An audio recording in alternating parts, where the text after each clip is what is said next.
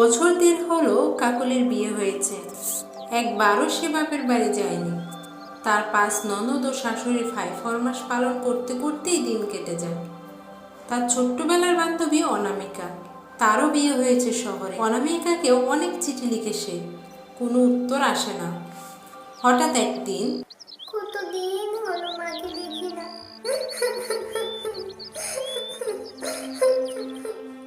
তুমি আমাকে কেন এখানে বিয়ে দিলে মা? সারাদিন এত কাজ করি, তাও কারো মন পাই না।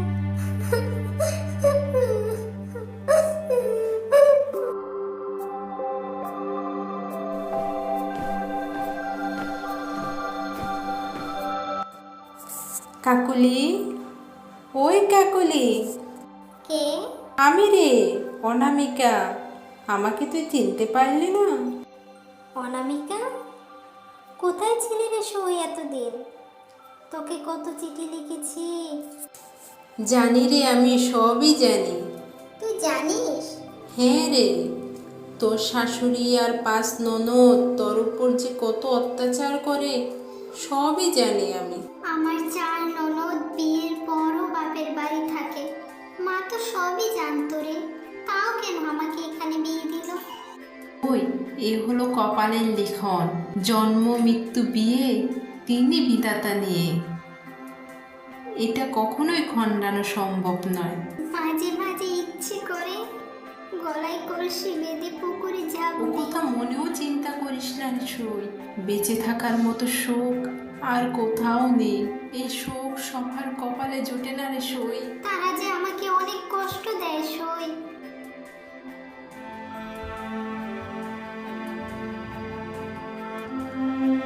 আমি আর সইতে পারছি না। জানিস, 1 বছর হলো আমি বাপের বাড়ি যাই না। তাহলে যা, তুই 2 দিন ঘুরে আস। না রে, তারা আমাকে যেতে দিবে না। আমি সামনে নিব তোর সংসার। তোর হয়ে তোর সমস্ত সংসার আমি গুছিয়ে দিব, আর তোর সব সমস্যার সমাধান করে দিব। তুই যা, 2 দিন ঘুরে আস বাপের বাড়ি থেকে। ঠিক বলছিস তুই? জানিস, আমার বোনের বিয়ে। আমাদের তুলি?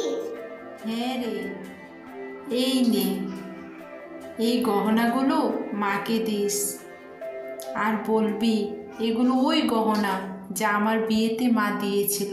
যা দেখি এখন, বাসনগুলো আমাকে দে, তুই যা।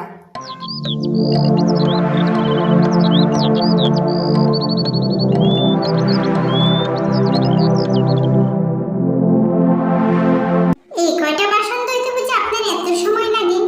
আমরা কি সকালের নাস্তা করব না? আল্লাহ, এত বড় ঘুমটা কি হলো আবার আপনার? আসার সময় এক পীর বাবার সাথে দেখা হলো। উনি বললেন যদি এইভাবে 7 দিন থাকতে পারি তাহলে আমাদের সংসার কোনো কষ্ট থাকবে না, দুঃখ থাকবে না, সুখ আর সুখ থাকবে, সব অশান্তি দূর হয়ে যাবে। আচ্ছা হয়েছে, যাও আমার মেয়েদের জন্য নাস্তা করে নিয়ে আসো। এত বেলা হলো, আমার মেয়েরা এখনো কিছুই খায়নি। বাপি, আমার জন্য কিন্তু আজকে পরোটা আর ডিম ভাজি করবে। আমার জন্য পরোটার সাথে একটু সবজি করবেন। আমি কিন্তু পাস্তা খাবো। আমার জন্য একটু ডিম দিয়ে পাউরুটি ভেজে নিয়ে এসো তো। আমি কিন্তু লুচির সাথে আলু ভাজি খাবো। এবার দেখবো এগুলো সব একসাথে কতক্ষণে করে। আমি যে দই চিড়া খাবো সেটা তো বললামই না। কিছুক্ষণ পর,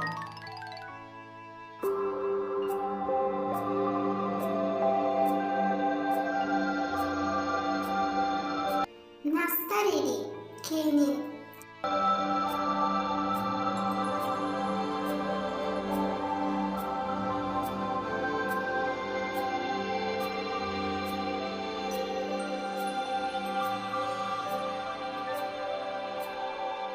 আমি যে দই চিড়া খাবো এটা তুমি জানলে কিভাবে?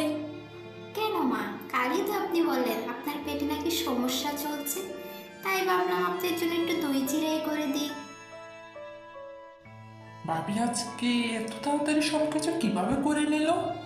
আমার তো বিশ্বাসই হচ্ছে না।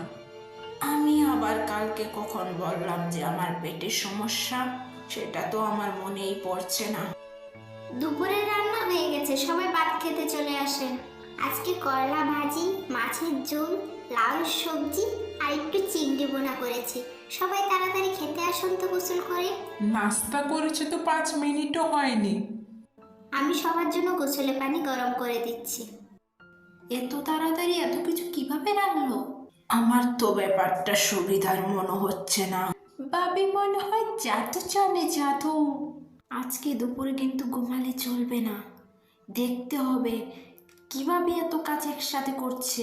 পুকুর ঘাট থেকে আসার পর থেকে ভাবি কেমন চেঞ্জ হয়ে গেছে। নিশ্চয়ই কিছু হয়েছে।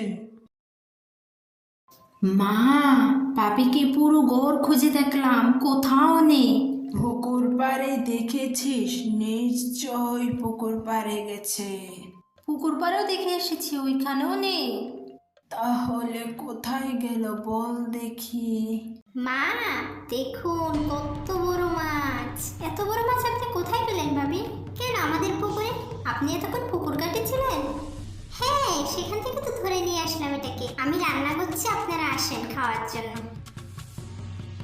চলো সবাই গিয়ে দেখি এত তাড়াতাড়ি কিভাবে রান্না শেষ করে।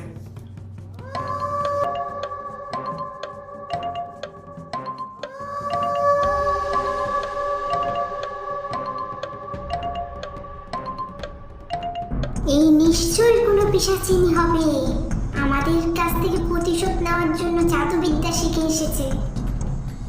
ঠিক বলেছিস, নিশ্চিত পীর বাবা কাছ থেকে জাদুবিদ্যা শিখে এসেছে। তোদের অত্যাচারে আমার ভালো বৌমাটা এমন হয়েছে। নিশ্চয় তোদের অত্যাচার সহ্য করতে না পেরে জাদুবিদ্যা শিখে এসেছে। এখন থেকে তোরা সব কাজ ভাগাভাগি করে করবি। কোনো কাজ বৌমাকে একা করতে দিবি না, দেখবি আবার বৌমা আগের মতো হয়ে যাবে। মা খেতে আসুন, রান্না হয়ে গেছে। আচ্ছা বৌমা, তুমি যাও, একটু বিশ্রাম করো। না মা, আমি ভাত দিয়ে দিচ্ছি, আপনারা বসুন। না মা, এত কাজ করেছো, তোমার আর কাজ করতে হবে না, আমরা নিজেরাই নিয়ে খেয়ে নিব।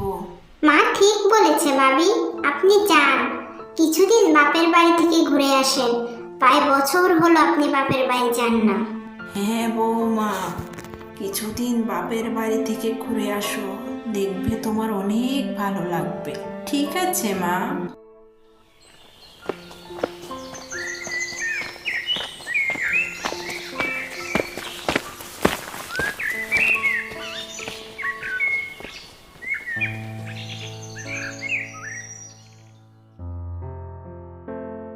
চাচি, চাচি ঘরে আছে?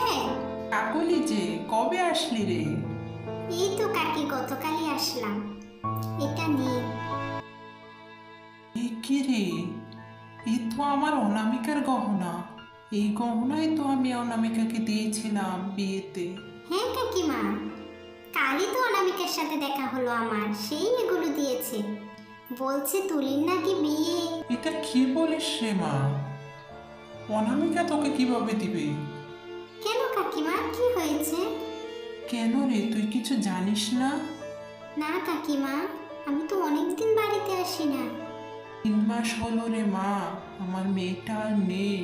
শুনেছি বজ্রপাতে নাকি আমার মেয়েটা পুরো ছাই হয়ে গেছে। তার লাশটা পর্যন্ত দেখি নাই রে মা। কিরে কাকলি, কোথায় যাচ্ছিস? দাঁড়া।